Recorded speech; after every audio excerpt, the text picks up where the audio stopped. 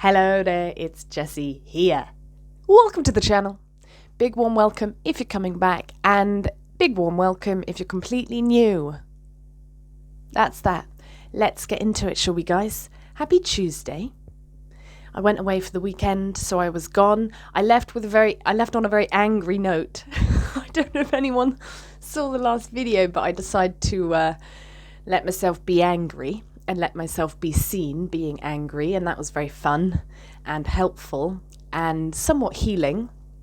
And remember, it's just a moment in time. I was angry that day. I'm not angry today. Very good today. So yeah, that's all of me. Thank you very much to all those. I haven't got round to replying to the comments yet, but for those who shared their take on anger, a few people mentioned Gabor Mate. Actually, quite a few of you.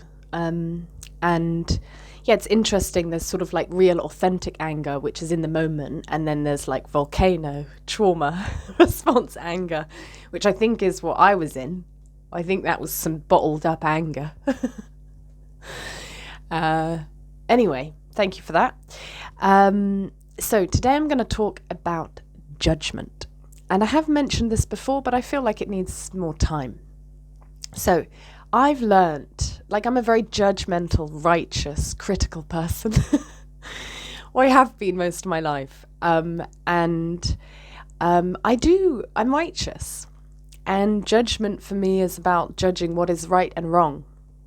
And okay, essentially nothing is right or wrong, okay?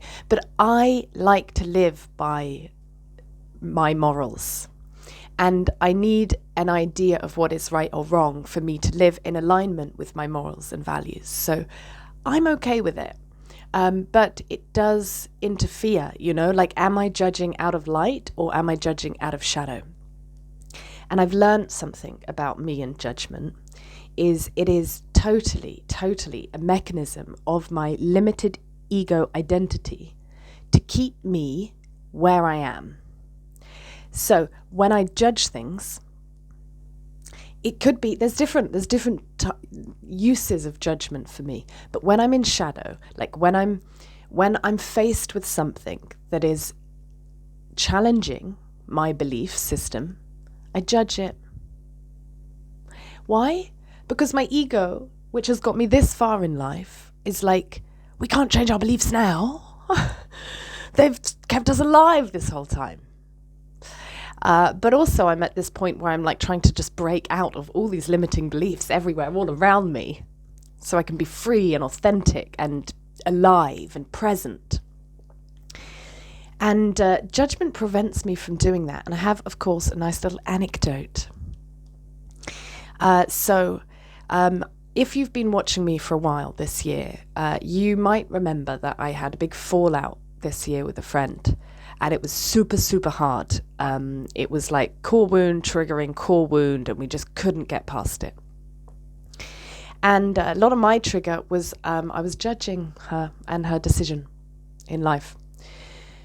And I couldn't let go of it. I couldn't. And I realize now that I've learned about judgment for myself, that it was keeping me and my limiting beliefs intact. And I couldn't, despite how much I feel I've got a very open mind and flexible and changeable identity, this was a big one. And I projected a lot of my insecurities and my belief systems onto her situation. And that wasn't fair. And sorry for that. So I finally went to go visit my friend after a year of not seeing her. And it was very humbling. It was extremely humbling because I realized everything that I was holding firmly onto wasn't true. And it's quite tough, that. It's quite tough. It's tough for me. I love being humbled. I think it's extremely important that we can embrace humility with grace. I think it's a beautiful thing to be put in your place. And I need it. So I do like it, but it's also quite hard for that part of me that was oh, I was wrong. So anyway, judgment. Yeah. So I've noticed it keeps me safe. So now what's amazing about this whole thing is when I realize I'm judging someone, or when somebody tells me that's a judgment, you're judging, I can then go, so why am I judging? Is it because whatever is happening is does not align with my own personal morals and values, so I deem it wrong in my universe? Or is it because this is actually challenging me, a core belief that I have, and rather than just be able to open myself up to a new way of thinking, I'm like, no, that's wrong. It's amazing. I have this now, I've caught it. And I share with you, if you're judgy, like me, really examine why you judge and where that's coming from, and if it's serving you or not. I always believed I didn't actually question it, so it was serving me to keep me intact of where I was, but it wasn't serving my growth, and I'm all about growth. So now when I judge, it's like, wait a minute. Do I want to be stuck, or do I want to grow? Very interesting. Across the board, man, judgy bitch.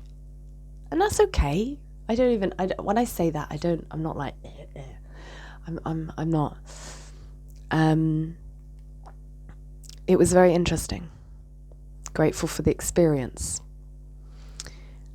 What else? Okay, one more thing. Okay, has anybody here heard of Rupert Spira? He's like a non-dual teacher. He is actually the first man that I would listen to a lot in like my early 20s. That was like my gateway into spirituality, if you will, was like the non-dual approach. Now, it's pretty philosophical. It's pretty essential. Like his teachings really get down to the core of things. Like we are awareness. Everything is awareness. Awareness is aware of itself. That's everything. It's really, really, really essential. And it was super fascinating for me in my early 20s. It was like a total flip of everything I knew. And then as I went about my life, and then obviously like my coping mechanisms that I began in childhood started breaking apart, as they do in your mid to late 20s. They stopped working.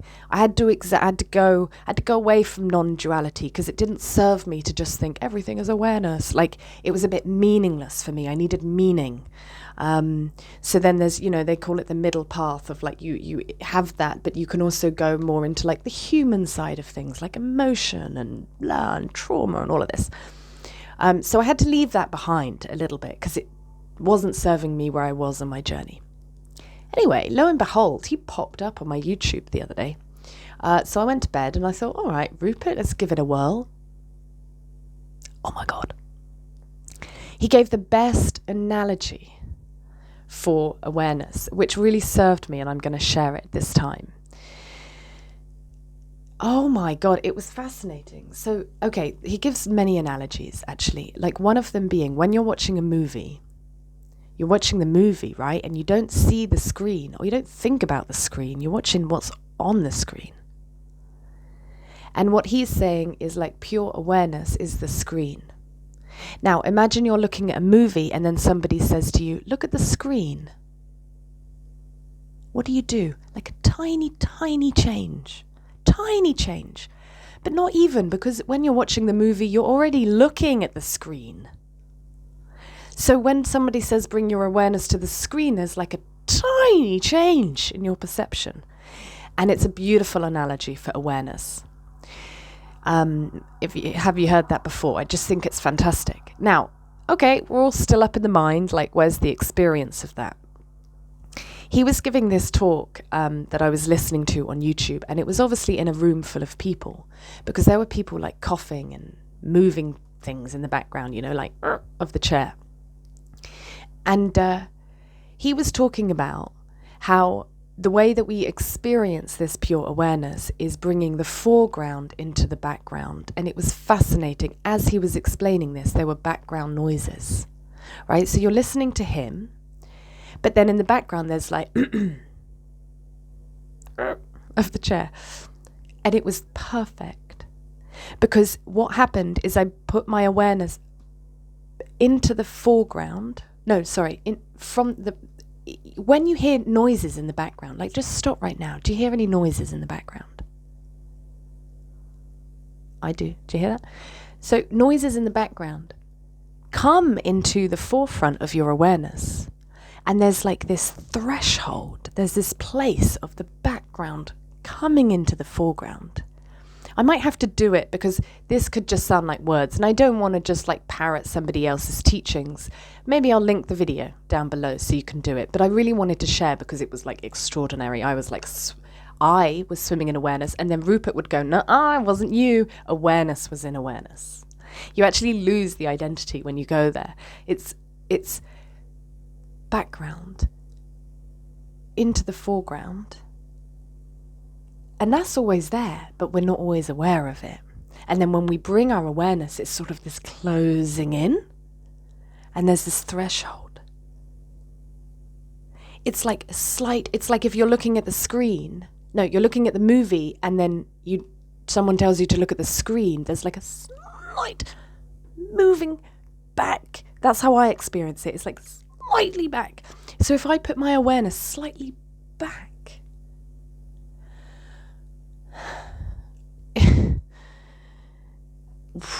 I don't know what else to say. And there is presence. And what I want to keep practicing this now, this menu thing. I'm going to bring this into my day to day, because there I come way more into the presence. I'm more alert. It's more like, what's going to happen? What's going to happen next? And if I can bring this into as much as I can, right? I'll always come back and we come out of it and it's fine. But into every interaction I have or any activity that I do, even if it's just sat there, the present moment becomes an absolute wonder of like, what's it going to be? What's going to happen? And no longer like programming my experience based on what I expect to happen or what I want to happen or what I don't want to happen and da-da-da-da-da-da-da-da. It's like you let go of all of that and you're no longer like manifesting from your thoughts or unconsciously. It's more like life. You wait for it. It's a surprise. Oh, I'm very excited about this. So I'll keep you posted if it reveals any more. And also practice it at home. Maybe you already do. Maybe you mastered this. In which case, well done. I really want to be surprised by the present moment now. I don't want to think that I know what's going to happen. I want to live in mystery.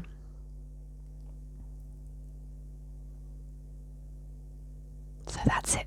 That's it for today, folks. Thank you very much for watching. If you like the video, please like it. Let me know your thoughts down below. Do you judge? Are you present in awareness?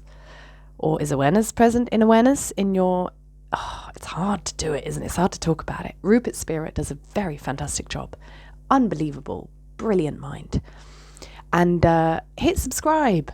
If you're completely new and you're like, hey, I kind of like this. This girl's cool. Hit subscribe and I'll see you in the next video. Guys, have a beautiful day. Beautiful life. We've got this.